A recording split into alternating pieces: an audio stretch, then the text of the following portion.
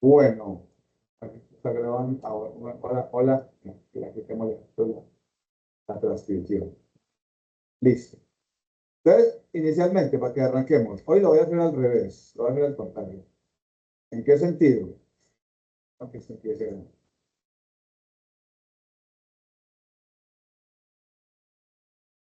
Bueno, miren, les decía que esto es una asignatura para una maestría.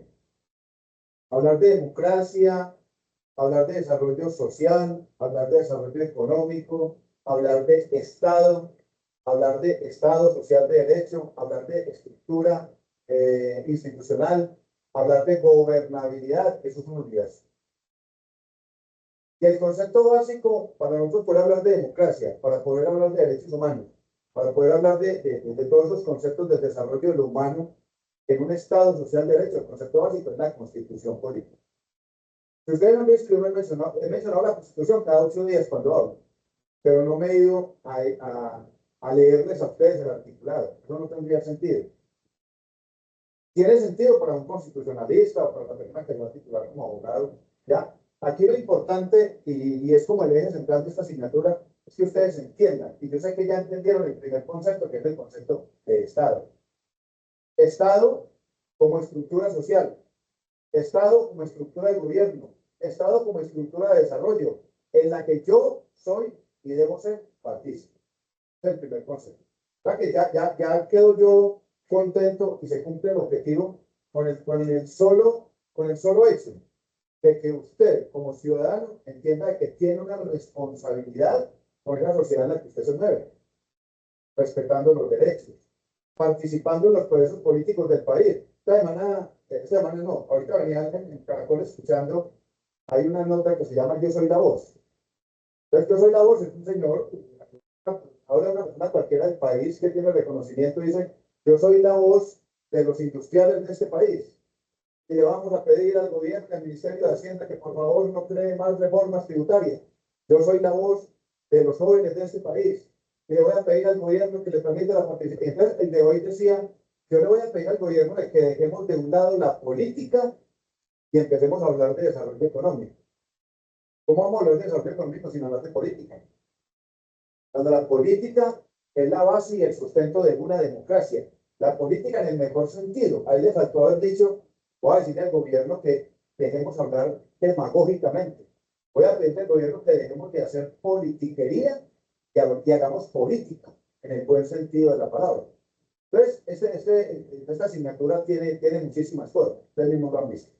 Lo pudieron ver en el primer cuestionario, que fueron 10 preguntitas, 10 cositas, pero el concepto súper amplio en cada una de las preguntas. Entonces, dentro de 8 horas termina la asignatura. Dentro de 8 horas vamos a hacer 2 ejercicios cortitos. El primero va a ser mecanismos de participación ciudadana. Esta ley, que es 757 del año 2015, no quiere decir que los mecanismos de participación ciudadana hayan sido creados en el 2015. Los mecanismos de participación ciudadana, empezando por el voto popular, que es uno de los más antiguos, pues tiene un cimiento en la Constitución Política. Y la Constitución Política de 1991 nos dejó un regalo que es la garantía de derechos. Un regalo muy amplio. En la Constitución de 1991 fue donde se habló del derecho de petición. Y es tan generoso el concepto del derecho de petición en jurídica que se tuvo que crear una ley, o sea, un marco normativo específico para el tema del derecho de petición. Saber nosotros como ciudadanos que tenemos acceso a la información a través de una solicitud respetuosa, sencilla. Hasta hace unos 4 o 5 años se creía que para que un derecho de petición tuviera fuerza jurídica, uno tenía que mencionar el artículo 23 de la Constitución. Amparado en el artículo 23 de la Constitución Política, solicito que, con el nuevo marco normativo del derecho de petición, toda solicitud cobra fuerza de derecho de petición. Y no es solo para las entidades públicas. Yo escribo a club, solicito se me informe, no tengo que mencionar el derecho de petición, simplemente como ciudadano. Y la empresa privada, así como la empresa pública, tiene que someterse a los tiempos y a los términos que dice la ley. 5 días, 10 días o 15 días, dependiendo. La Constitución Política nos dejó otro regalo del 91, nos dio otro regalo, que aún sigue estando, que es la acción de tutela, no se tenía. Hoy en día, desafortunadamente, todo lo que tiene que ver con salud es vía tutela, pero tenemos ese mecanismo de presión jurídica, sin tener que ir a quebrar un vidrio a la EPS, sin tener que ir a tumbar, acabar con Transmilenio, con los buses, hacerse sentir a través de elementos jurídicos. Entonces, dentro de esos mecanismos de participación ciudadana, la ley 1757 lo reglamentó. En la plataforma, ustedes van a encontrar este mismo documento que les estoy mostrando acá, está en la plataforma. Se llama el ABC de la ley 1757. ¿Cuál es el ejercicio que vamos a hacer? Aquí voy a dejar esto en el papel. Ahorita cada uno me dice, yo escojo esto, escojo esto. Simplemente te van a dar una leyita, que lo miro, o sea, aquí se deja ver.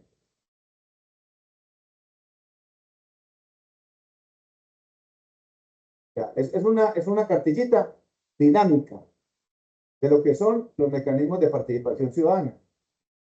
Mire, por ejemplo, acá lo explica. Acá. Ustedes van a encontrar cuadritos así. Un cuadrito donde dice, ¿qué es el referéndum? Aquí estos cuatro nomás, que hay varios, está el voto popular, está la iniciativa popular legislativa. Ahorita vamos a mencionar por ahí un poquito una de las formas de tramitar una ley ante el Congreso de la República, que es la iniciativa popular. O sea, el pueblo, recogiendo unas firmas con el 30% del censo electoral, yo puedo hacer de que el Congreso estudie una ley o estudie una propuesta de ley. Esa es la iniciativa popular. Aquí no la vamos a mencionar, yo las voy a mencionar ahora. Simplemente vamos a trabajar estos cuatro. Referéndum, consulta popular, revocatoria de mandato y plebiscito. ¿Qué es? ¿Cómo se tramita y qué se busca con ello? Entonces, ustedes van a encontrar cuadritos así en la cartilla. ¿Qué es? Esta es la definición. Luego, requisitos para presentarse.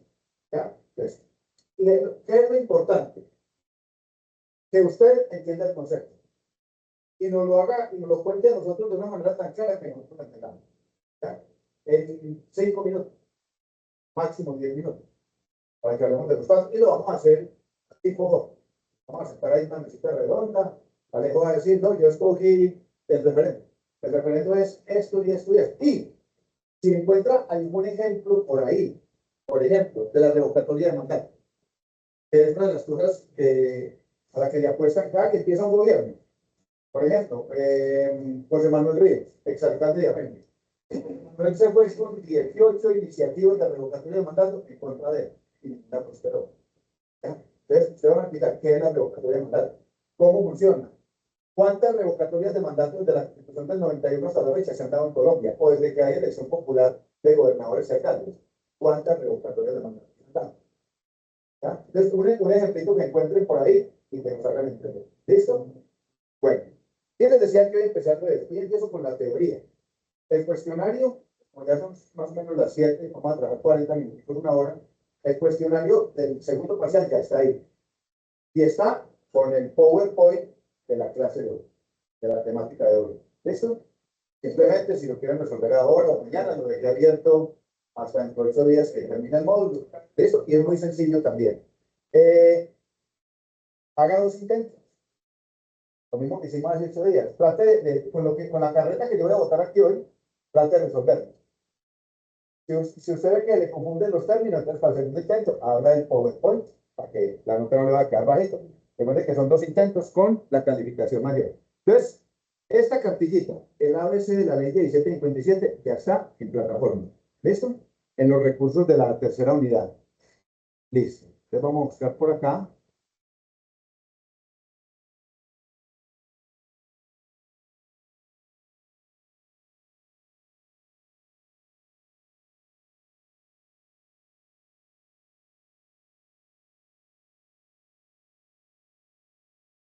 Si quieren, me dicen de una vez, escojan ustedes, muchachos, esto es democracia.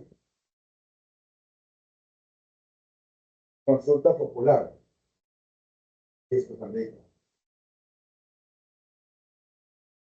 Rogatoria. Listo, Tatiana. Karen. Plebiscito. Alejo.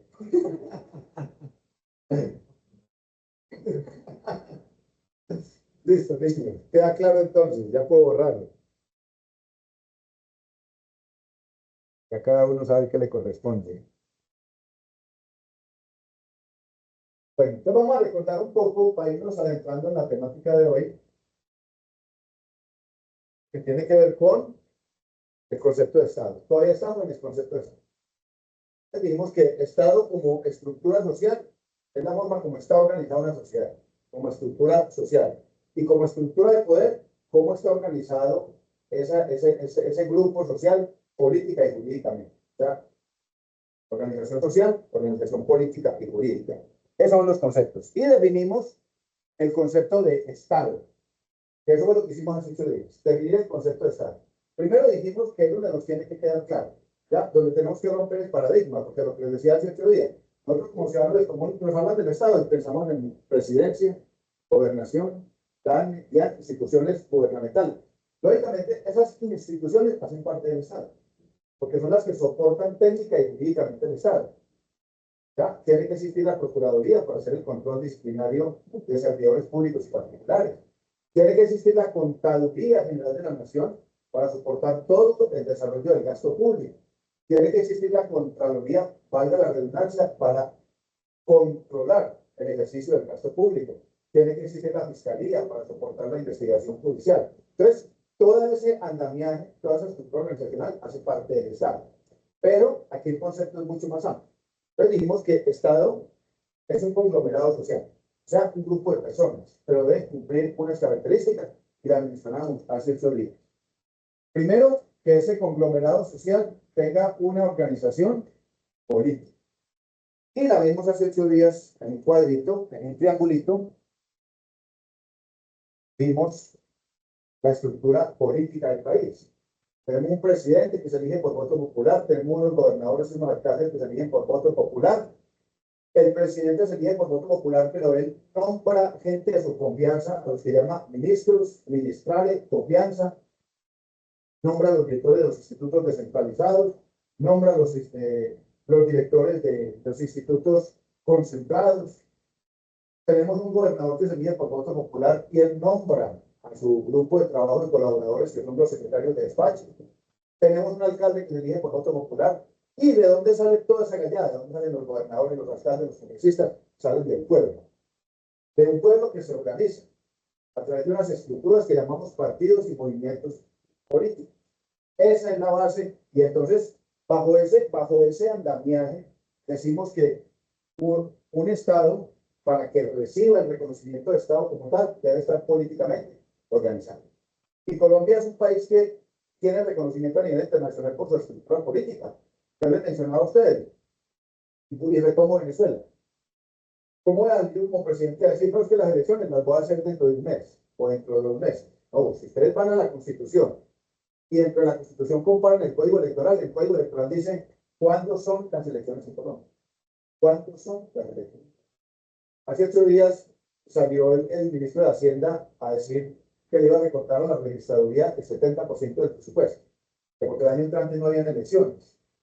El señor ignoraba y desconocía que unas elecciones empiezan un año antes del día electoral, porque se tiene que crear una cosa que se llama el calendario electoral, que es una orden constitucional. Entonces las elecciones son en marzo del 2026, las elecciones de Congreso, marzo del 2026, y el calendario arranca en marzo del 2025, para definir el censo electoral, para nombrar los jurados de votación, para que los partidos se organicen y puedan hacer las inscripciones. Entonces, Colombia tiene una estructura política muy bien definida en el marco de la Constitución y la ley.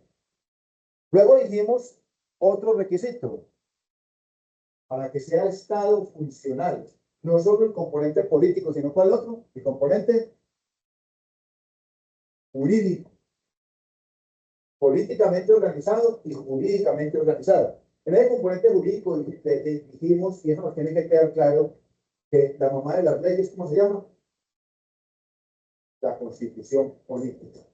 Por encima de la Constitución política no hay nada, en términos jurídicos y en términos de normas. Al nivel de la Constitución política están los tratados internacionales. El Tratado de Ámsterdam, los tratados internacionales que hablan sobre derechos humanos, sobre la protección del adulto mayor, sobre los tratados de la UNICEF, que hablan sobre la protección de infancia y adolescencia, están al mismo nivel de la Constitución, al no por decirlo. que ninguna norma puede superar la Constitución política. Y ahí, en su orden secuencial, desde la Constitución política, nace todo el sistema jurídico del país, las leyes, que son las guías de las demás normas. Están ahí debajo de la Constitución. Luego están los decretos con fuerza de ley, las resoluciones que pueden ser de orden nacional, departamental o municipal. Están las ordenanzas que son los pronunciamientos de la Asamblea Departamental y están los acuerdos que son los pronunciamientos de los consejos municipales, jurídicos. Luego dijimos, además de estar políticamente organizado y jurídicamente organizado, para que sea reconocido como Estado, debe tener un territorio. Debe tener un territorio. Y ese territorio está definido técnicamente, ahorita lo vamos a definir, simplemente acá se lo muestro. Debe tener un territorio. ¿Cuál es el problema de la Franja de Gaza, en el Medio Oriente? Que Israel no le reconoce a Palestina territorio.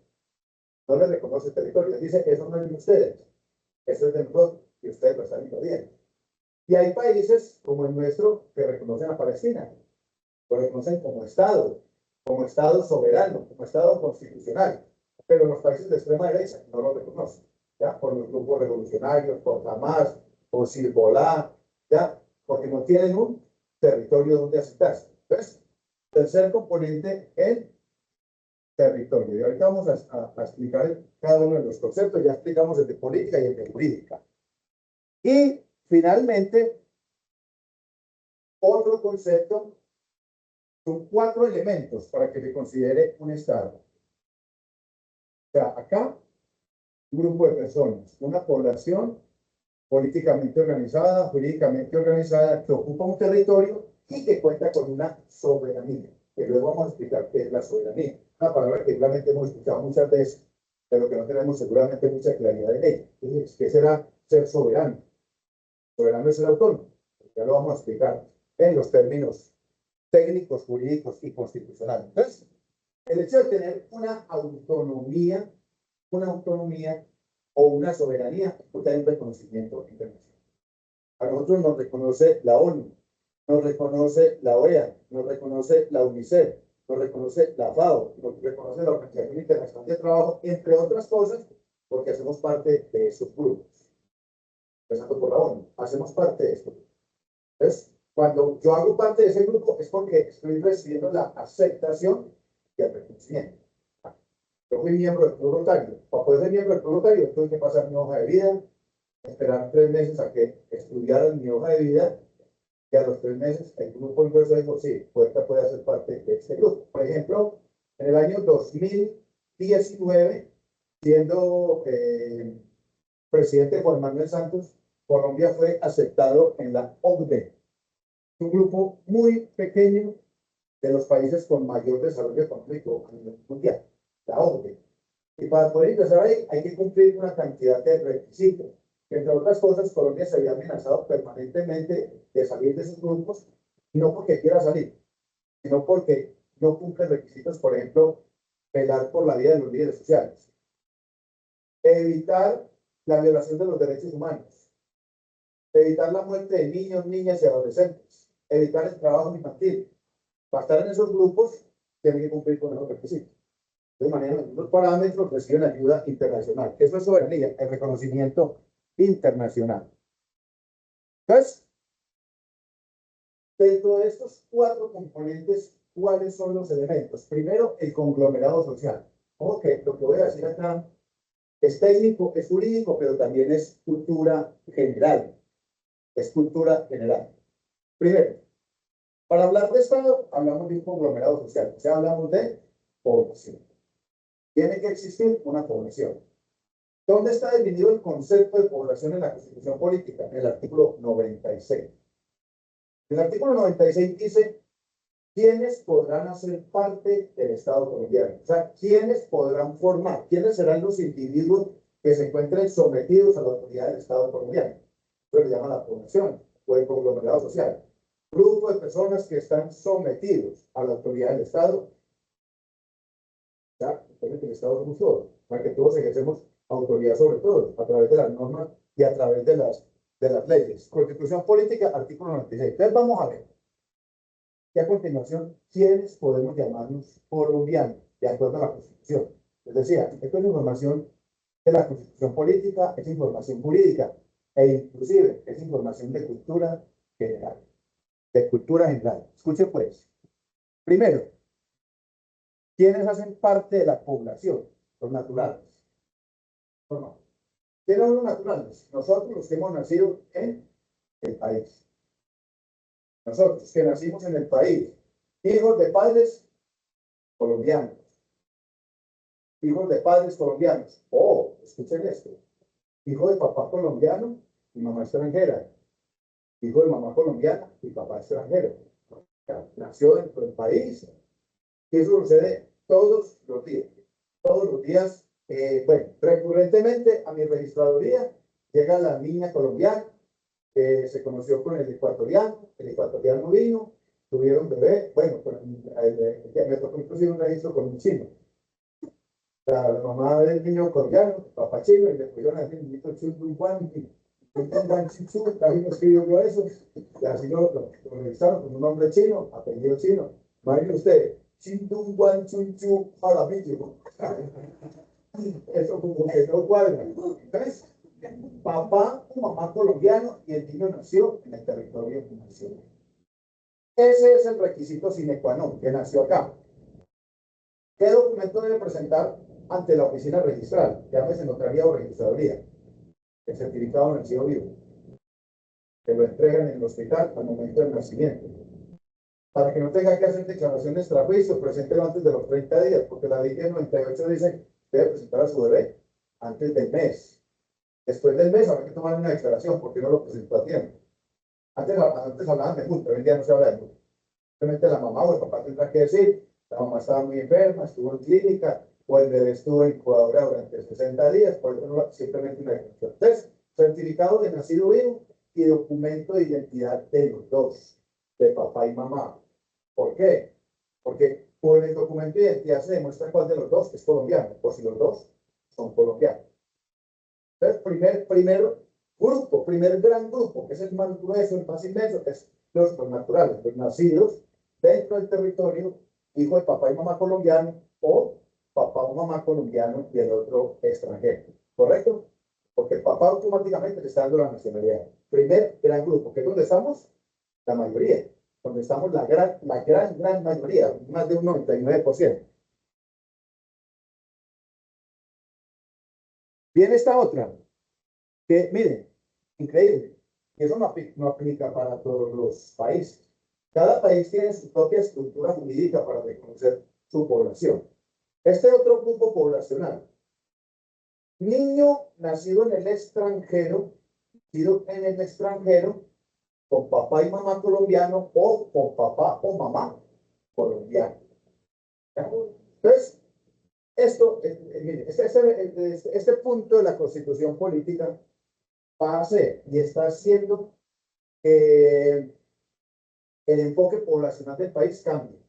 El próximo censo poblacional que tengamos van a haber sorpresas. Les voy a explicar por qué. Bajo este artículo de la Constitución política, es el mismo artículo 96. ¿Ya? Entonces, niño nacido en el exterior, que el papá o la mamá, o es colombiano, o los dos. ¿Ya? Entonces se fue con su esposo a vivir a Estados Unidos, el bebé nació, bueno, mire, yo tengo el ejemplo claro, mi hija se fue muy niña para Suiza, allá estudió, allá hizo su universidad y allá conoció a su esposo, que es portugués. Ella colombiana, él portugués, y los dos niños nacieron en Suiza. Entonces, la mamá los registró como ciudadanos suizos, y luego con ese registro civil suizo apostillado, se fue para el consulado en Viena y dijo, quiero registrar a mis hijos con la nacionalidad colombiana. ¿Cuántas nacionalidades tiene derecho a tener uno? Dos. Entonces, claro, el papá se dio, ¿ya? Porque entonces cuando el papá dice, el papá de los niños que es portugués, me dice, no, Jorge, yo el día que me presione, ¿a dónde me voy a vivir? A Colombia, con mis hijos. Entonces les permitió que los niños llevaran la nacionalidad colombiana, Teo y Mía. Teo Ferreira Puerta y Mía Ferreira Puerta. Son suizos y colombianos. Papá portugués, mamá colombiana, obtuvieron la nacionalidad. Y les decía, Va a haber un cambio en el enfoque poblacional en la estructura de la población de Colombia por lo siguiente. Les voy a contar la historia. En la década de los 80 era mucho más promisorio irse a vivir a Venezuela que a Estados Unidos. La gente no estaba pensando en irse a Estados Unidos. Yo terminé bachillerato en el año 84 y uno escuchaba decir a los compañeros, ¿a dónde va? No, voy para Venezuela. Y la razón era muy clara. En el año 84, un dólar americano valía 3 pesos colombianos. 3 pesos colombianos.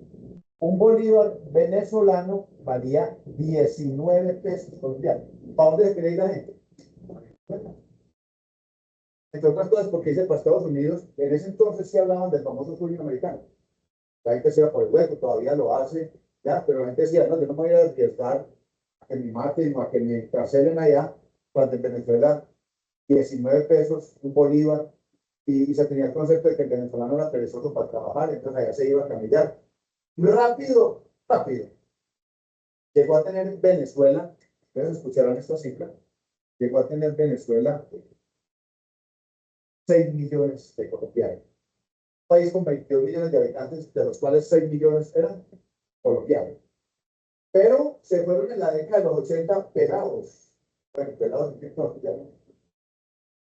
de 18, 19 años, 20 años, ¿no? Para Venezuela. Hicieron su vida allá, montaron su negocio allá, compraron su casa allá, se emparejaron allá, la muchachita o el muchacho consiguieron pareja. Hombre colombiano, mujer venezolana, viceversa, o en el sentido contrario de la reina, colombiano con venezolano. O sea que cuando ellos empezaron a hacer su vida allá, la vida era económicamente bollante, floreciente, había recursos. La gente vivía bien. Aquí llegaban en unos carrazos, se bien, la gente está bien. Llega al poder Hugo Chávez mediante un golpe de Estado. Se toma como coronel de las fuerzas militares, se toma el poder, y el segundo mandato, estando él en el mandato, se hacen elecciones y él sale a las calles a buscar a estos colombianos y les dice, les voy a dar CC. ¿Qué significa eso? Les voy a dar ciudadanía, los voy a identificar como ciudadanos venezolanos. ¿Cuál es el único requisito? Y estos 6 millones, que ya eran muchos más, entonces terminaron eligiéndolo a él como presidente. Y terminó él, a partir del segundo poder, persiguiéndolo. Porque aplicó algo que tenía que iba a suceder en Colombia, que era la nacionalización de las empresas. O sea, expropiar las empresas. Entonces, cuando ya llega Nicolás Maduro, que endurece todo el proceso político de nacionalización de empresas, se empieza a ver la pobreza más horrible. Esta gentecita, una vivienda que costaba en pesos colombianos 300 millones de pesos, terminó valiendo el gobierno diciéndole que la compró en 10 millones, el esfuerzo y el trabajo de toda la vida. Este señor que se ve para Venezuela dijo, ¿para dónde me voy? ¿Para dónde arranco? Colombia. Entre otras cosas, cuando el gobierno venezolano, Nicolás Maduro, vio que iban a empezar a salir los venezolanos, les cerró fronteras. Entonces le dijo, no les doy pasaporte, no les doy permiso de salida del país. ¿Por dónde estuvieron perdiendo? Por las trochas. Cobrarse con lo poquito que tenían, pasar las trochas. Pero resulta que este señor colombiano, que se fue hace 30 años, no regresó solo. ¿Regresó con quién? Con su esposa venezolana, que tampoco venían solos. Venían con 3 hijos. Y bajo este parágrafo, bajo este párrafo del artículo 96, estos 3 muchachitos que venían de allá con su papá y su mamá tienen derecho a la nacionalidad colombiana. ¿Cuál es el único requisito? Presente el acta de nacimiento venezolana, debidamente apostillada, documento del papá y de la mamá, y obtiene su nacionalidad. Pero resulta que estos muchachos, ya el más chiquito viene de 25 años. Entonces ya no viene solo, viene con cada uno con 2 o 3 muchachitos. O sea que se fue uno y vinieron 2. Y esto, ustedes escuchan, ¿cuántos venezolanos hay en Colombia? Hay cerca de 2 millones. Pero no nos dan la cifra de los retornados. Ya, los que tienen derecho a la nacionalidad y que siguen llegando todos los días a reclamar por esa nacionalidad bajo este artículo. Entonces ya, Primer componente de población, los que nacemos en el territorio. Segundo componente, el que nace fuera del territorio nacional, pero que es hijo de papá o mamá colombiana y tiene derecho a la nacionalidad. Y viene este otro, toda la carreta que ustedes ven ahí. Resulta que un señor que vino de España a vivir a Colombia y el que no se ha sabido, mañana acaba. Fíjense, voy a decir esto que no me enredado. El esposo de la mamá de mi hija. El esposo de la mamá de mi hija es italiano. Bambini. Y yo era que iba a recordar que ya pasaría, yo iba al aeropuerto a recogerlo. El esposo de la mamá de mi hija. ¿Ya? Y entonces llegaba al aeropuerto por ahí, pico aquí, pico aquí, pico aquí. Entonces el señor me dice, Jorge, yo ya estoy casado con una colombiana. Se vino a vivir a Colombia, estuvo 6 años, creo que se vino a hacer la gran vida y se le acabó la plata. Compró un chalet como de 1.500 millones y él pensó que pues para toda la vida y hacerlo. Y después volverse para Europa a terminar de cotizar su pensión. Él dice, yo me vengo a Colombia a disfrutar de mi pensión y lo primero que voy a pedir es la nacionalidad por adopción. ¿Qué es la nacionalidad por adopción? Es un extranjero que viene y cumple todos los requisitos. O sea, entra al país con una visa. Luego con esa visa pide permiso de permanencia. O sea, dice, venga, es que yo me bien. Pide un permiso de trabajo y empieza a hacer vida jurídica, a hacer vida financiera dentro del país, a generar desarrollo económico. Luego dice, yo estoy casado con una colombiana, que entonces dice, yo quiero ser colombiano, que fue lo que hizo mi hija en Suiza. Mi hija llegó a Suiza, hizo todo el proceso, estudió, presentó la prueba y Suiza la adoptó como hija suya. Tenemos un proceso de nacionalización por adopción. Cuando es un extranjero que viene y cumple con todos los requisitos. Entonces, ese extranjero, ¿cómo obtiene su cédula de ciudadanía colombiana? Mediante un documento que le entrega el Ministerio de Relaciones Exteriores, la Cancillería, que se llama Carta de Naturalización o Carta de Naturaleza. Entonces se le dice, mire, esta es su carta de naturaleza, preséntese a un municipio o una gobernación, a una alcaldía o una gobernación, haga su juramento, luego con el acta de juramento y la carta de naturaleza se va para la registraduría y allá le van a fabricar su cédula. En los 9 años que llevo yo en la registraduría de Montenegro, he nacionalizado un ecuatoriano. Entonces, el nacionalizado por adopción no tiene registro civil de nacimiento porque no nació acá. Simplemente se naturaliza a través de un documento oficial que le entrega el ministerio. Y la Constitución Política de Colombia, entonces tenemos los nacidos dentro del territorio, los nacidos fuera del territorio, los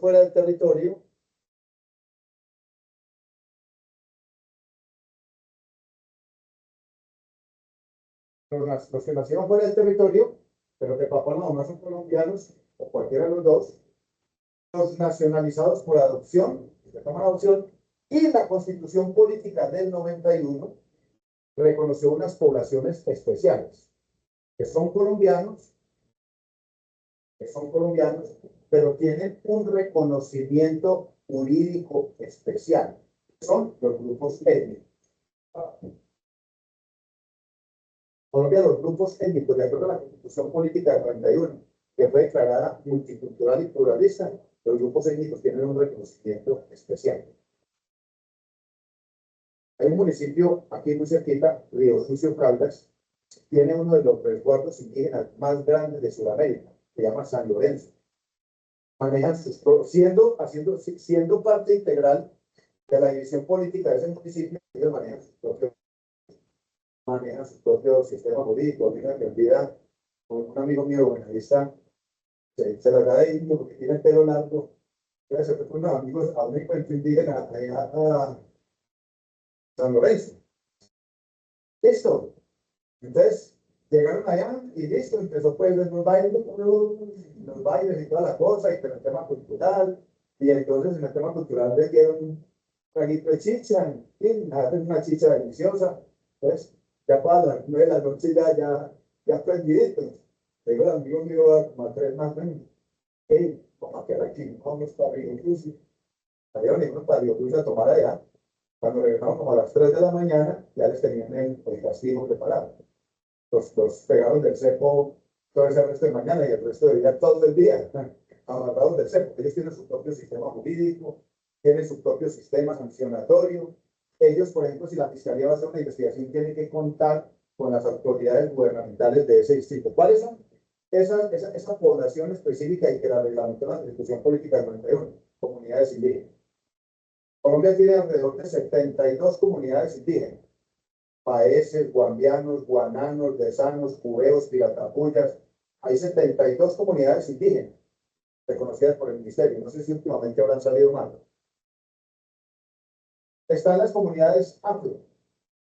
Ellos tienen un reconocimiento especial también establecido en la Constitución. Están los raizales y palenqueros.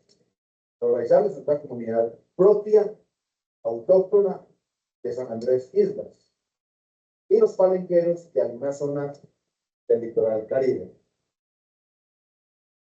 Y está la población rom. ¿O qué es? Rom. Limoncito con rom. Limoncito con rom. La población rom, pero les tocó, a mí sí. Ahora años llegaron unas señoras con faldas largas, con unos vestidos y unas túnicas muy elegantes y llenas de collares, y andaban en unos carruajes espectaculares, y iban por ahí leyéndole a uno la mano. ¿Cómo se llaman? Los gitanos sí tienen sabor. ¿Ves? Es la población que es romaní. O sea, esa gente son europeos, una región de Europa que es Rumanía. Ellos llegaron de allá y consolidaron una población aquí en Colombia de más o menos 12 o 13.000 personas. Tienen una forma de vivir particular, son muy independientes, muy autónomos. Ellos lograron que la Constitución política los reconociera también como población. Estamos todavía en el concepto de población. Bueno, hasta donde alcanzamos a llegar. Listo. Y finalmente, hay una población específica, especial,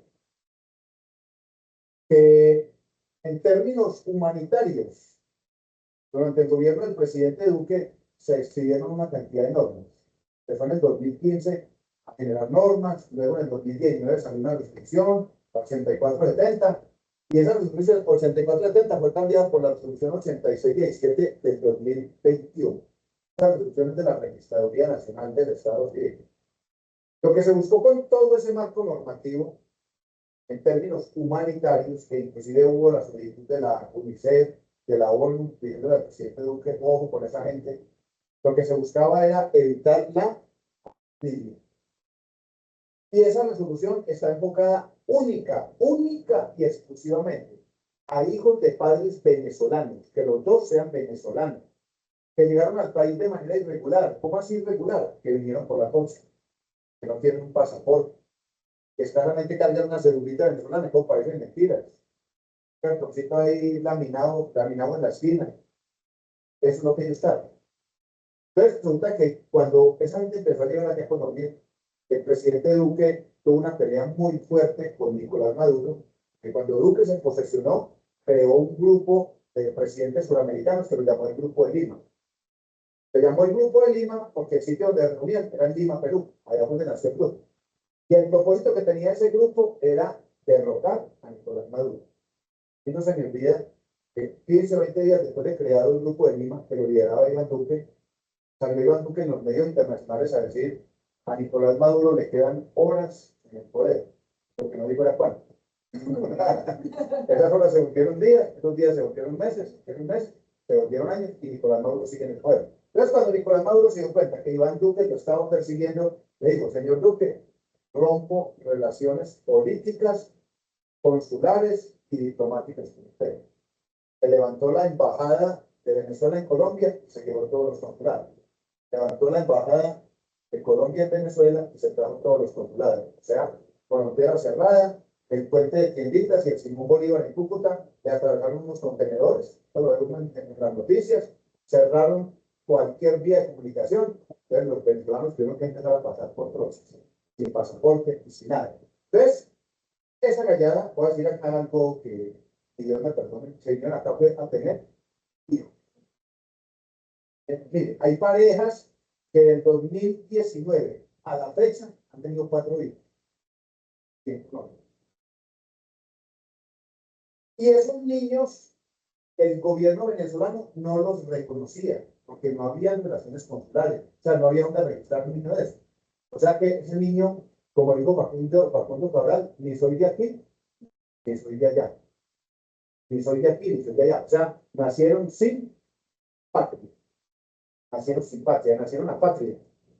¿Ya? Y les decía yo a ustedes, las peores humillaciones que puede recibir un ser humano en términos de su nacionalidad es la apatría y la migración. Tenerse que ir a un sitio donde nadie lo conoce, donde nadie lo reconoce, tenerse que ir a un sitio a pedir limosna. Recuerdo que en mi oficina llegaban de una muchacha muy elegante, muy bonita, médica, graduada, titulada en medicina en Venezuela. Aquí no era nada. Y yo decía, bueno, regálame 5.000 pesos para ir a tomar un café. Paula, ella me decía, pues Iván, mi familia, toda haciendo el esfuerzo, luchando para salir adelante, todos profesionales, y nos tocó venirnos de aquí, no somos nada, porque nuestro título no vale, buscando como validar. Entonces, con esa resolución, nace otro concepto de población. Lógicamente, esta resolución es temporal. Esta resolución muy seguramente al año entrante, al 2025, como ya Petro restableció relaciones con Venezuela, ya hay consulados, ya le dirán al papá de la mamá, mijito, vaya y regístrelo aquí en el consulado en Cali, o en el consulado en Bogotá, o en el consulado en Tunja, pero va a registrar su niño nacido en Colombia como ciudadano venezolano. Entonces, ya ahí vieron cuántos componentes de población tenemos. Luego, brevemente, entonces ya definimos el concepto de población. Los que nacimos aquí, el territorio, hijo de papá y mamá colombiana, el que nace en el extranjero, hijo de papá o mamá colombiana, se pueden ir a registrar aquí o se registra en cualquier consulado, los de adopción y este caso particular. Y mencionábamos dentro de la población que hay unos grupos étnicos, etéreos, poblacionales, que tienen ciertos reconocimientos. Entre otras cosas, en las comunidades indígenas hay una fundación internacional que le permite a los indígenas de frontera tener varias sedes. Es un indígena que vive, por ejemplo, en Yabarate, Bocas de Chi, Bocas del Querarí, que es frontera con el Brasil, Piedras del Cucuy. Ese indígena puede tener cédula colombiana y cédula brasileña. Por ejemplo, las comunidades guananas de San Los Cueros y Quiatapuy, que ocupan esa región. Los del sur pueden tener cédula colombiana, los que viven en Leticia, y cédula peruana, cédula brasileña, parte del frontera. Pero eso solo para.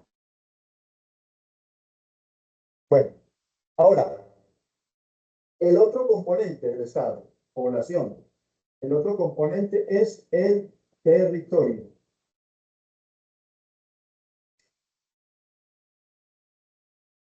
Recuerden, para que un Estado sea reconocido, no solo es su población, y no solo que la población esté organizada jurídica y políticamente.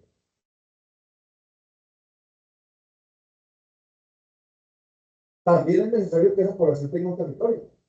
¿Dónde está? ¿Cómo lo define la Constitución política? Lo define como el elemento físico o material en el que la población tiene su asiento y tiene sus actividades cotidianas. En el caso de Colombia, hablamos de más o menos 2.071.000 kilómetros cuadrados, de los cuales el 55% corresponde al territorio firme y el 45% a todo el territorio marítimo. Brevemente, es en ese territorio donde se ejerce el poder estatal, o sea, donde se aplican las normas, donde se aplican las leyes, donde se aplican los decretos, las resoluciones. El territorio es el elemento físico que ocupa la población. Cuando uno dice, a uno le dice Colombia, inmediatamente le viene como a la mente el mapita. No, perdón, el mapita decía hoy me estaba metiendo una cosa del lenguaje de señas. Sí. Esto es la Guajira y esto es la Amazónica. Ese más o menos es Colombia. Sí. Paupés, Bichara, Guainía. Territorio, elemento físico donde se asienta la población. Ahora, ojo a lo siguiente. ¿Qué elementos hacen parte del territorio? El Estado. Miren ustedes. El Estado somos todos. Y miren ustedes, dentro del concepto de territorio no se contempla el suelo. Escuchen bien, y esto es cultura general. En el concepto de territorio frente al Estado no se contempla el concepto de suelo. ¿Saben por qué? Porque en el suelo es donde se desarrolla la propiedad privada. ¿Ustedes saben de quién es este edificio?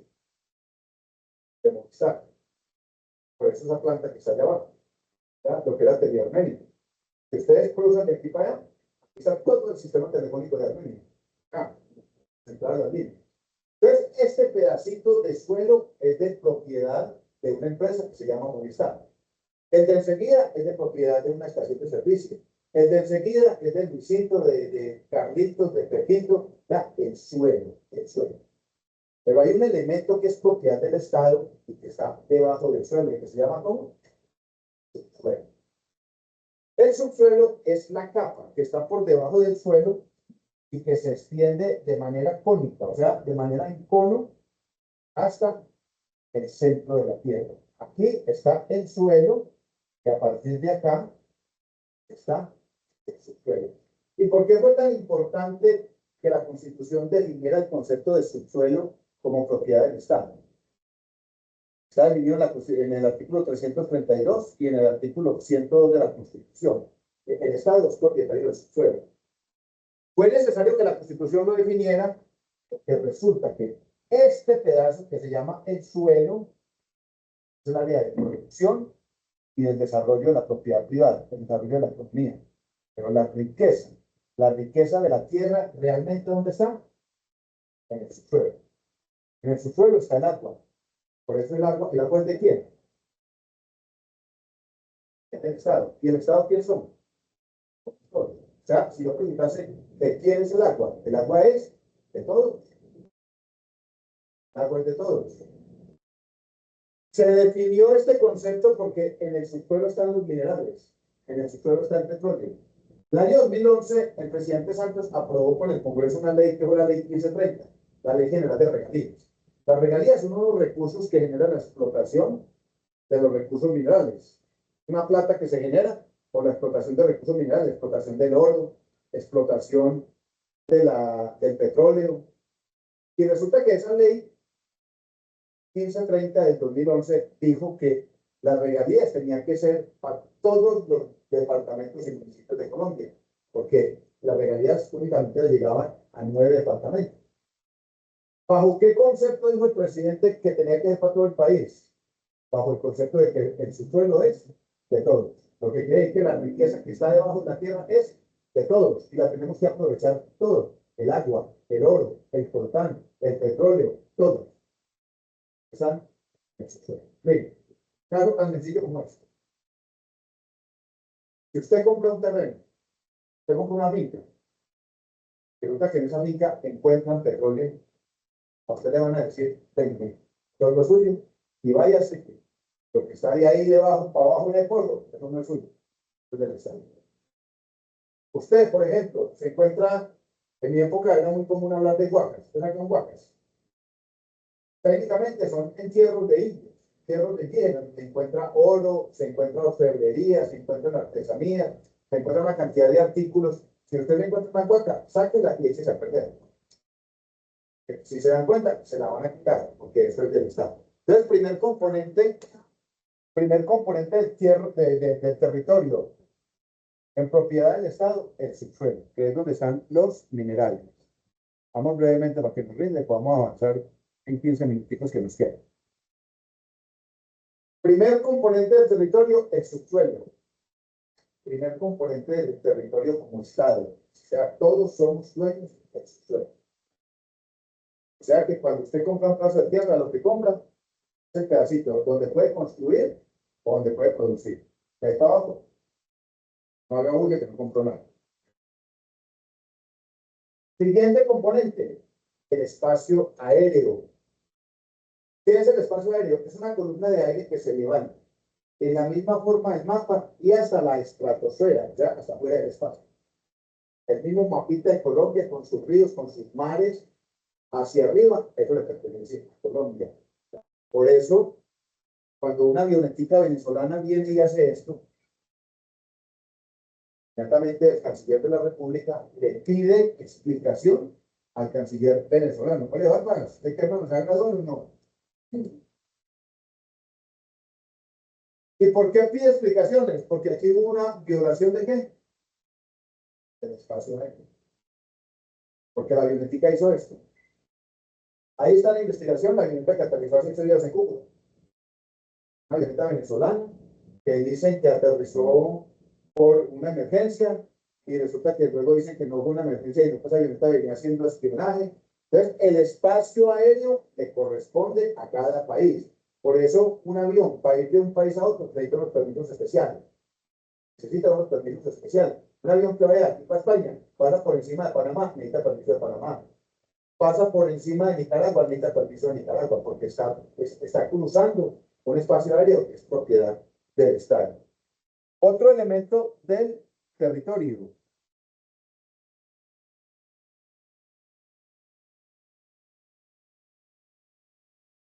El mar territorial. Como su nombre lo indica,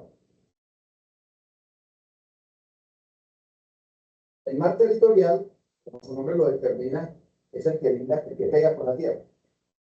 O sea, todo el componente de costas, todo el componente de playas, lo que ya hay en adelante, y en los tratados internacionales, que uno dice, bueno, ¿quién definió eso? Eso se definió a través de tratados internacionales. Venga, ¿cómo nos vamos a repartir eso? ¿Ya? Entonces, yo creo que escucharon en el año 2016 hubo el fallo contra Colombia en la Corte Penal de La Haya, donde le concedieron el terreno a Nicaragua, de mar continental. Pues aquí primero es el mar territorial. O sea, cuando yo salgo de Cartagena y pierdo el mar, eso es mar territorial. ¿Hasta dónde se extiende? Se extiende 12 millas náuticas. 12 millas náuticas. Una milla náutica es más o menos 1.8 kilómetros. O sea que 6, 7 kilómetros ahí para adentro, eso de, perdón, 24 kilómetros ahí para adentro, dentro del mar, es propiedad del Estado. ¿Ya? Luego viene otro componente que es el mar continental y la plataforma continental. Que aquí es donde yo digo que, pues a mí particularmente la geografía me la enseñaron mal. A mí cada que me hablaban de Colombia y sus fronteras, me hablaban de Perú, me hablaban de Ecuador, me hablaban de Brasil, me hablaban de Venezuela y de Panamá. Cuando yo escuché, más que Colombia tiene una pelea con Nicaragua, es que Nicaragua está para muy lejos. ¿Cuál es la pelea? Claro, es la pelea por la plataforma continental y el mar continental. Se llama mar adyacente, que son 200, después de las 12 millas, son 200 millas más. Ahí está. ¿Y por qué la pelea? Nicaragua está peleando por algo. Está peleando por riqueza. La mayor riqueza de un Estado. Por eso Chile difícilmente tiene desarrollo, porque Chile no tiene salidas mar. Entonces tiene que ir a manejar lo que se llama el permiso de acceso. Debe tener otro país para poder llegar al mar. Nosotros tenemos 2 océanos. Y la mayor cantidad de riquezas minerales está en la plataforma continental, que es el lecho y el subsuelo marino. Inclusive, Colombia hoy se está hablando de emergencia energética, porque el gas se está acabando, porque las hidroeléctricas están cayendo al piso por la falta de agua en los embalses. Entonces tenemos que volver al carbón para reactivar las termoeléctricas, para no tener que pasar por el tema de los apagones. Y ya Colombia está pensando en cómo empezar a explotar el gas y el petróleo y los yacimientos que hay en la plataforma continental. O sea, eso es una zona virgen en tema de explotación de minerales. Brevemente, otro componente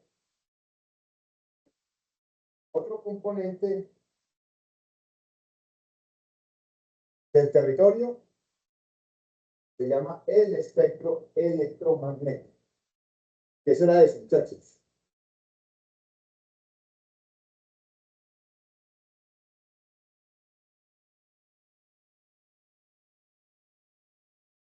Mire, cada vez que usted opera su WhatsApp, usted está generando algunas ondas de comunicación.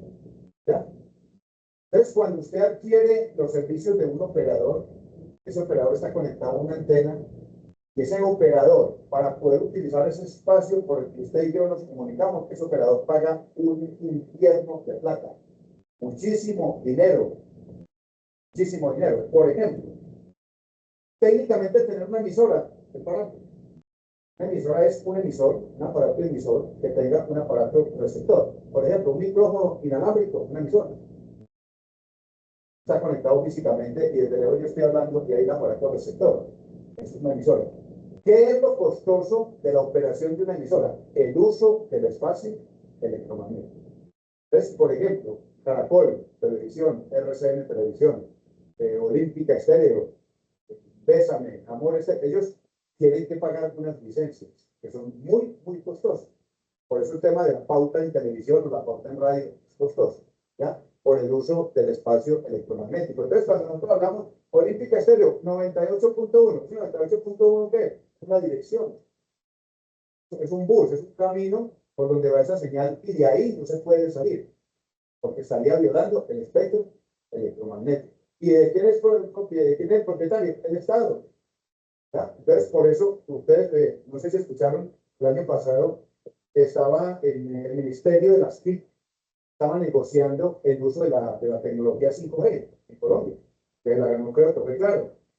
Que la ganó claro. Para hacer eso tuvo que pagar mucho. O sea, es una autopista de cómo mejorar el tema de las comunicaciones. Espacio electromagnético. Entonces ya tenemos el concepto de población y el concepto de territorio, que son dos elementos fundamentales del Estado. Siguiente componente que está en el artículo 3 de la Constitución Política y ya es el concepto de soberanía, que ya lo mencionamos. El hecho de que a nosotros nos reconozca la ONU, nos reconozca la UNICEF, nos reconozcan otros países hermanos o países distantes, a eso se le llama soberanía. El concepto de soberanía es así, en antioqueño. Yo me mando solito. Algo así como que en mi casa mando yo. En mi casa. Miren, ¿por qué creen ustedes que no han podido con Nicolás Maduro? Los organismos internacionales. Por ese concepto. Se dice que en mi casa mando yo. Y siempre que salen los medios de comunicación dicen, no podrán contra el pueblo venezolano. Porque el concepto de soberanía reside en el pueblo, cuando el pueblo da el mandato. ¿Y cuál es el discurso de Gustavo Petro cada vez que sale en público? Estoy cumpliendo un mandato del pueblo. Ese es el concepto de soberanía. Entonces, el concepto de soberanía, primero, que me respeten las fronteras. Segundo, que me reconozcan. Que me reconozcan. ¿Dónde está Petro hoy? Está asistiendo a la posesión de la presidenta de México. O sea, le está diciendo, señora presidenta, Colombia la reconoce a usted como presidente. Están de Brasil, están todos los estados de la ONU, el presidente Joe Biden diciéndole, señora presidenta, la reconocemos. ¿A eso qué se llama? Soberanía.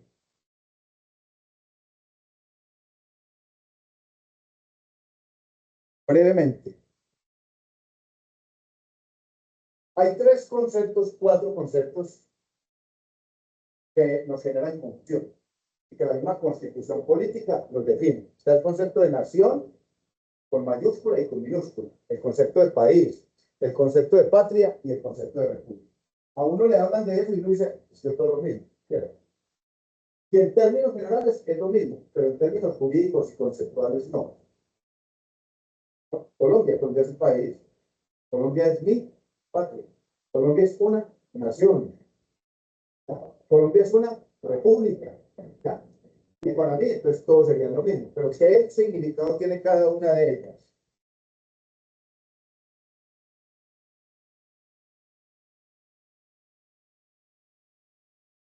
Lo primero, existe un concepto de nación con mayúscula y nación con minúscula. El concepto de nación con minúscula hace alusión, define lo que es la comunidad en términos de idioma, en términos de religión, en términos de cultura, en términos de comportamiento. ¿Ya? Un colombiano lo reconoce en cualquier parte del mundo. Un colombiano lo reconoce en cualquier parte del mundo por sus características, por su forma de hablar. ¿Ya? Y si es antioqueño es mucho más, o si es llanero mucho más.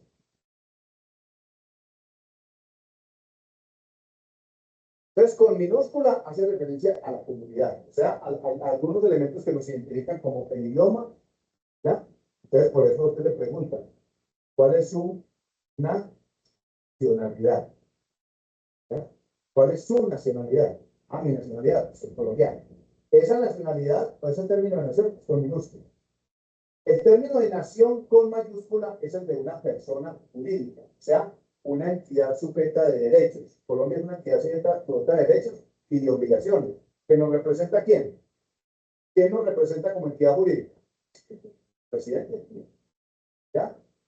Entonces, cuando usted va a establecer una demanda porque se fue un hueco y se faltó un pie, usted dice, ah, yo voy a demandar a la república. No, ¿usted a quién va a demandar?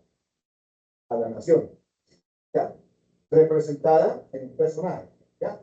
La nación, con mayúscula, que es la persona jurídica, recibe demandas todos los días de su Estado, de sus ciudadanos. Nación con minúscula, comunidad. Nación con mayúscula, persona jurídica, sujeta de derechos y de obligaciones y de deberes. Luego viene el concepto de país. El concepto de país es un concepto más geográfico.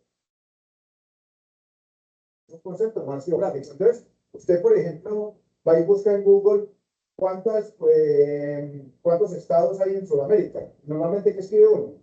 ¿Cuántos países?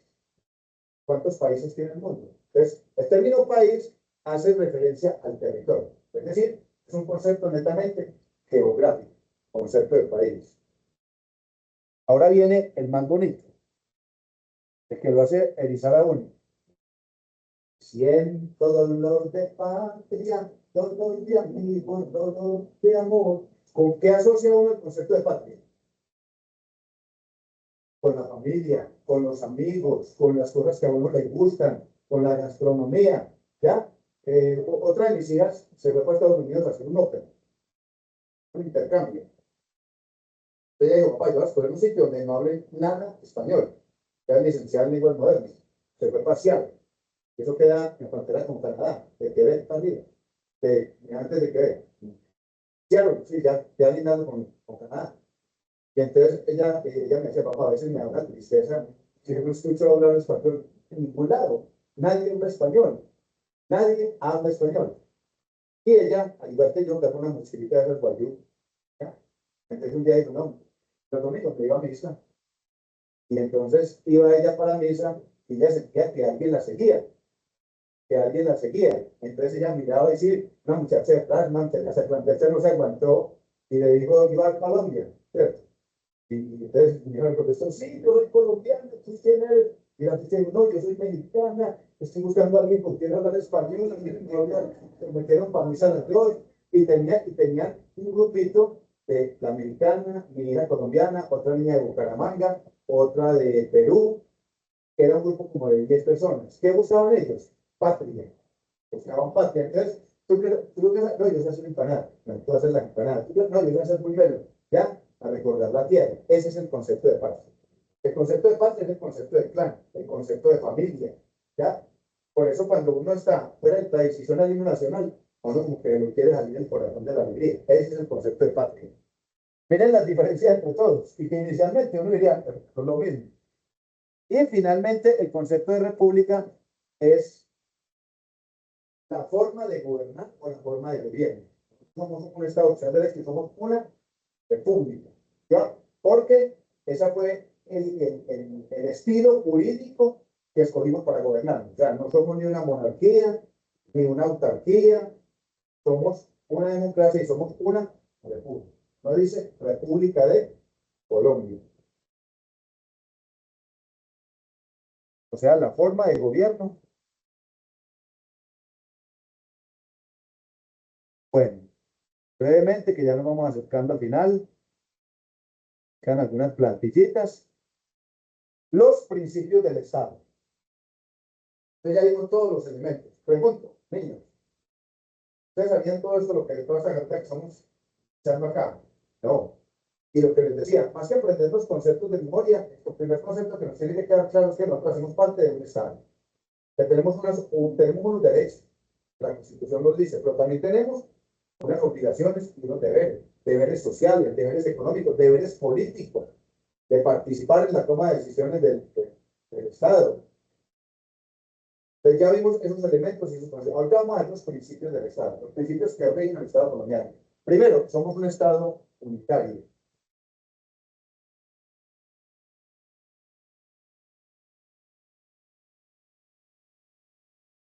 Brevemente, ¿qué significa eso de que somos un Estado unitario?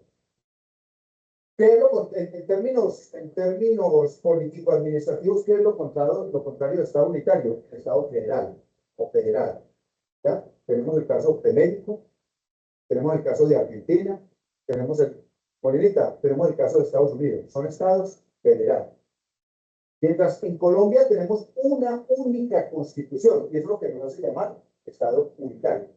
Tenemos una única constitución y un único marco normativo. En la primera diapositiva veíamos un triángulo, que arriba está la constitución, debajo están las leyes. En los estados federados no. En Estados Unidos se encuentra una constitución política en el estado de la Florida, otro en el estado de Tampa, otro, y por eso es común escuchar en noticias que en el estado de la Florida se aprobó el consumo de la dosis personal, mientras que el estado de Nueva Orleans no lo aprobó. Yo me decía, ¿cómo así? Claro, ellos tienen allá, tienen un sistema de gobierno central, pero tienen descentralizado el sistema jurídico. Pues cada uno de los estados toma sus propias decisiones. En Colombia no.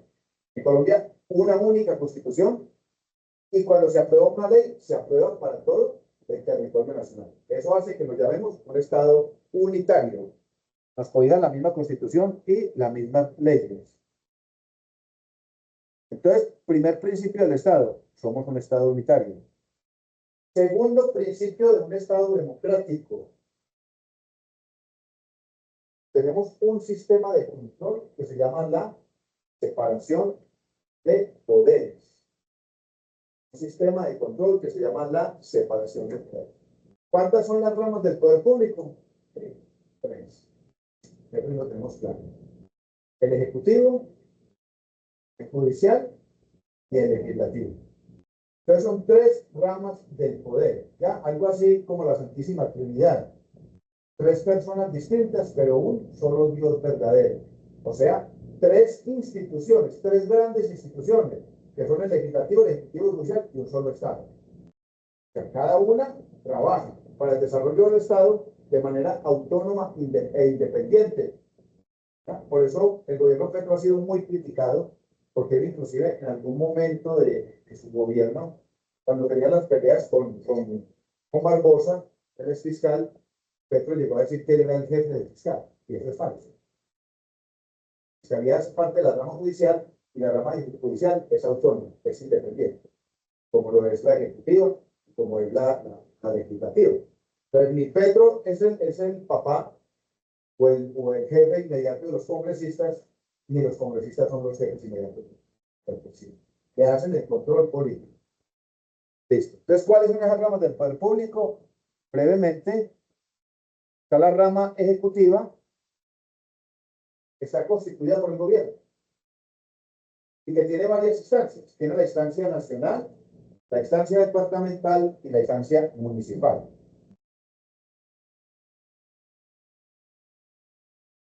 Ahí en plataforma les voy a subir también, les decía, un librito que es muy dinámico, muy didáctico y habla de toda esta carrera. Esto es cultura general. Esto más que aprendizaje teórico, esto es cultura general. Entonces, la rama ejecutiva tiene la función de planificar y ejecutar el desarrollo del territorio, ya que es la que se encarga del manejo del presupuesto.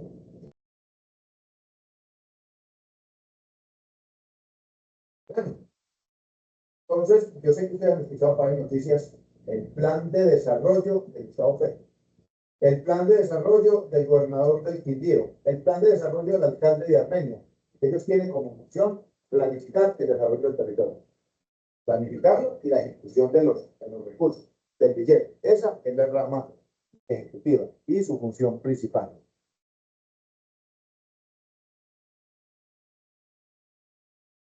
Luego tenemos la rama legislativa, que en el caso de Colombia, la rama legislativa es bicameral. O sea, tenemos dos cámaras. Hay países que solo tienen una. Nosotros tenemos el Senado de la República y la Cámara de Representantes, que también se llama Cámara Baja. Cámara Alta y Cámara Baja, o Senado y Cámara de Representantes. ¿Cuál es la diferencia entre los dos? Los senadores son de circunscripción nacional. ¿Qué significa eso? Que si luego se van a usar al Senado de la República, pueden votar por él en todo el territorio nacional.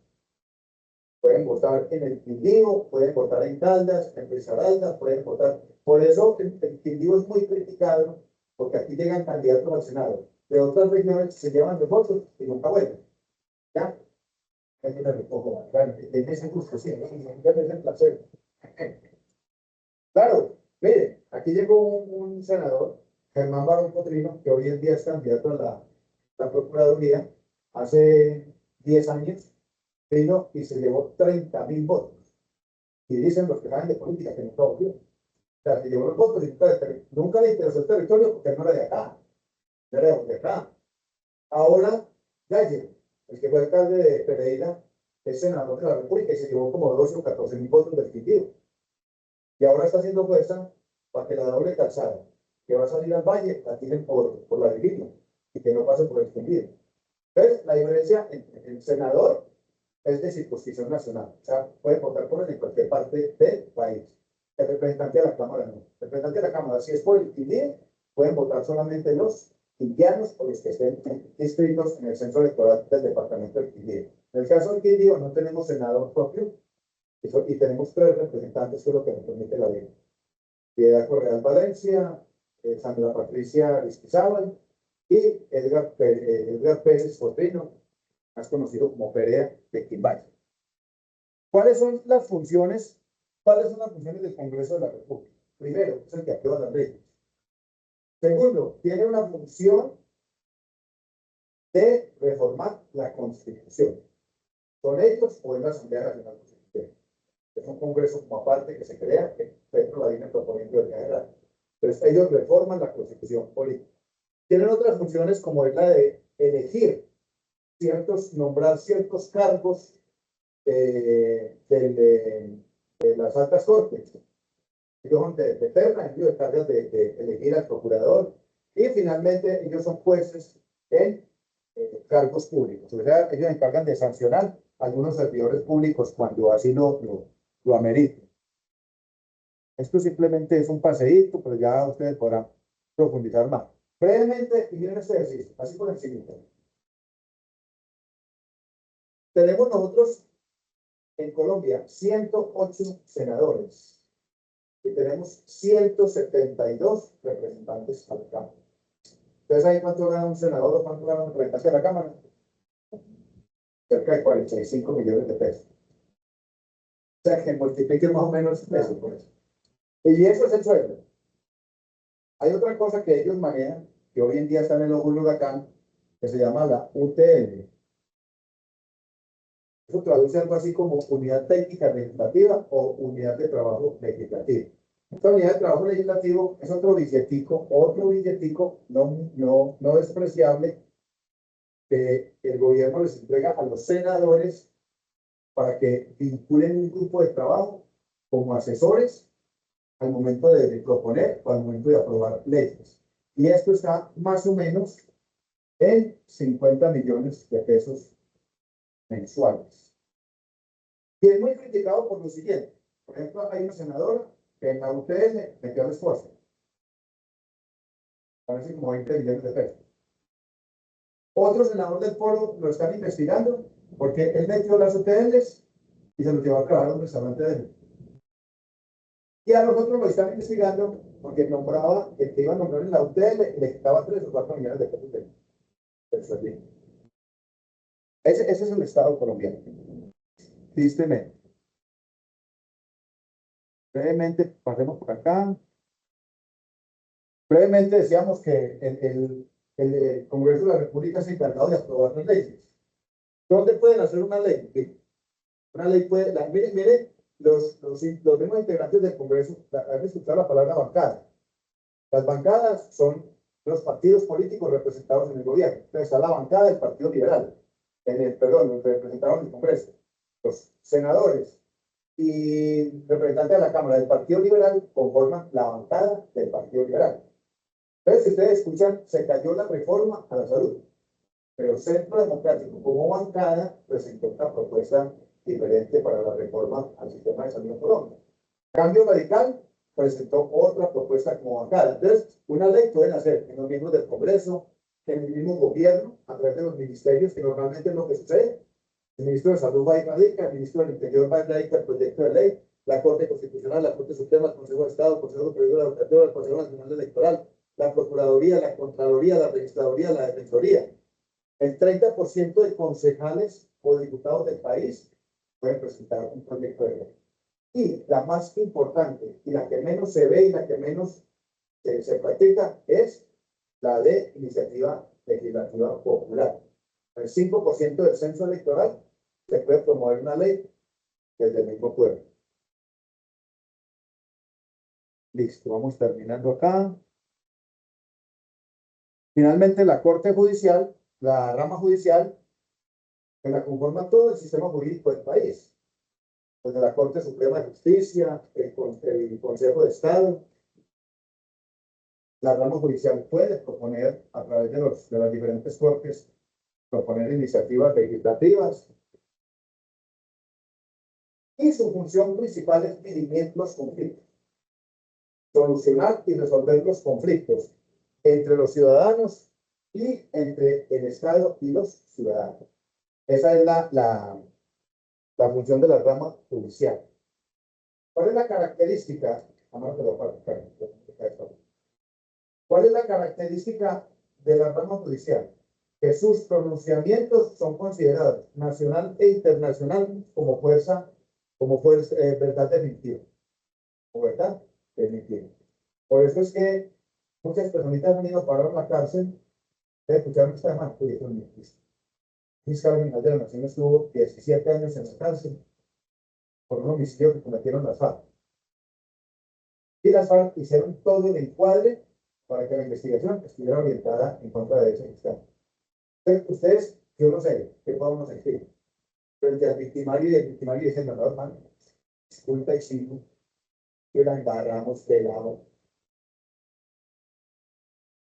Y hace 15 años, el Timochenko le dio permiso a Manuel Marulanda y a los otros de la FARC para contar la verdad. O sea, él se sintió, dijo, qué pesar ese pobre señor. Y ese señor duró 16 años en la cárcel. 16 años uno metido tras las rejas pagando la culpa de otro. ¿Y eso por qué sucede? Porque las decisiones de la justicia son verdad definitiva. De ahí no hay pataleo que vaya. ¿Listo?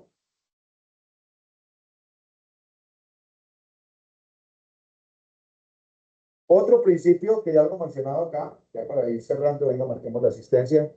Colombia, además de ser un Estado unitario, es un Estado social de derecho. ¿Qué significa social de derecho? Que toda la estructura de gobierno, todas las ramas del poder público deben trabajar para mejorar las condiciones y la calidad de vida de los colombianos, pero todo en el marco de la ley, lo que se llama Estado social de derecho. Todo enmarcado en los conceptos jurídicos y las normas. Listo, amigos. Esas diapositivas están en plataforma. Hagan el ejercicio de las dos pruebas. Si quieren preguntar nomás, selección múltiple.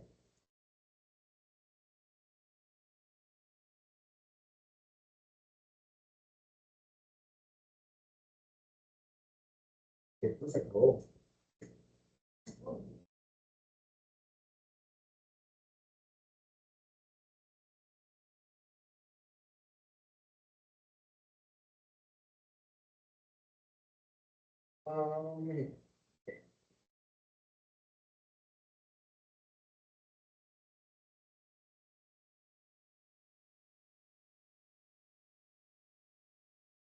Tapices y niños.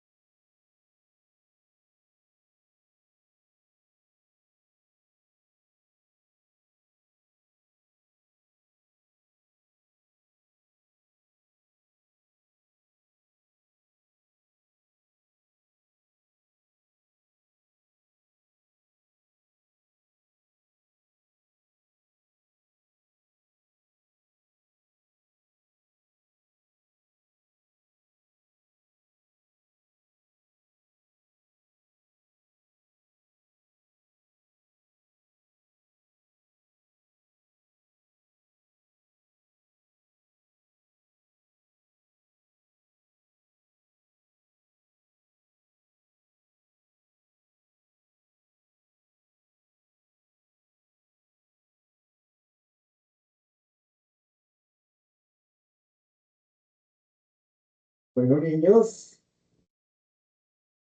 habéis llegado al final de este módulo de manera satisfactoria. Yo hablé. Ahí está el cuestionario, 8 días. ¿Qué pasa, mi minuto? Estoy pensando.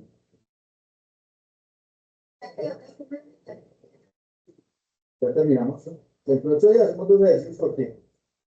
Hacemos el ejercicio, sí, aquí en tipo foro, por el tema que cada uno escogió. ¿Ya? Más allá de hacer una ponencia, es que cada uno de ustedes entienda el concepto. ¿Ya? Y nos lleve como a entender a todos por qué es muy importante esta herramienta, la participación ciudadana, que nos permite como ciudadanos. Y eso va a durar media horita más o menos. Y luego les paso una hojita con 2 o 3 parrafitos sobre el informe de la ONU enfocado en la democracia en Colombia, y de ahí de esa lectura sacar 3 o 4 conclusiones.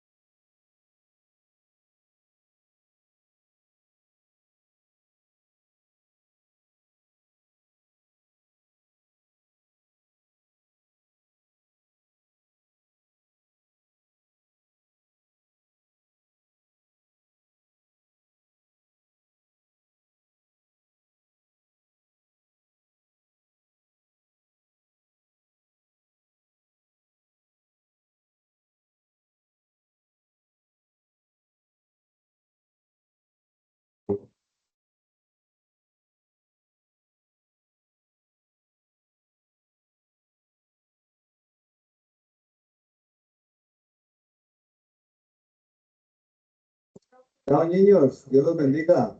Gracias, listo. Estén muy bien.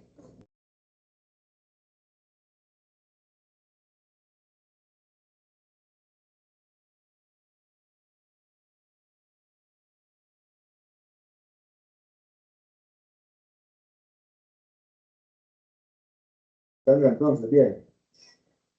¿Qué me pasa mañana? Sí.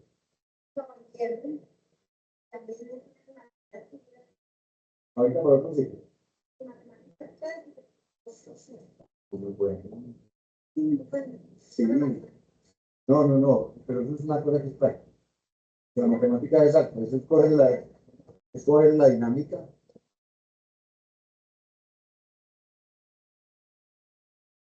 Sí, claro, que rompa con esa idea, claro, y coge la dinámica. ¿Ya? Eso es.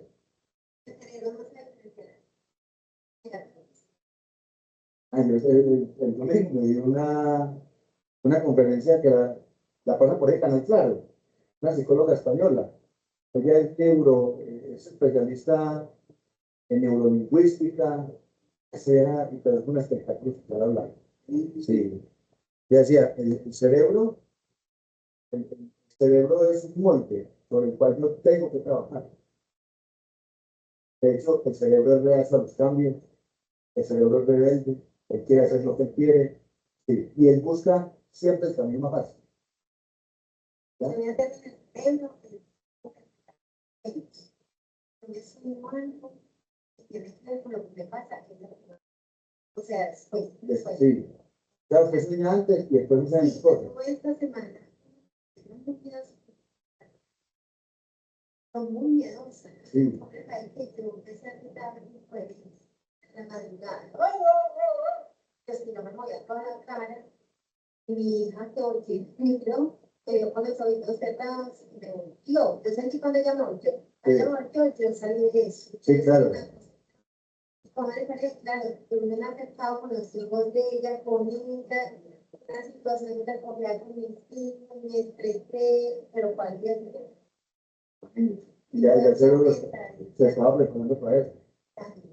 Pero yo no le no, nada, no, el solito. Y la pesadilla fue que ella se estaba como en el aire, o el me miró horrible, y me cogió un brazo y lo metió bajo el sobaco. Y es como si hubiera quedado con mi mano y me empezó a abrazar con toda la cara, por decirlo así. Una situación. Yo quedé mal. Seguro, ¿cierto? Apagó esto. Pero bueno, ahí pasa. Ya que el cerebro. Sí, ese es.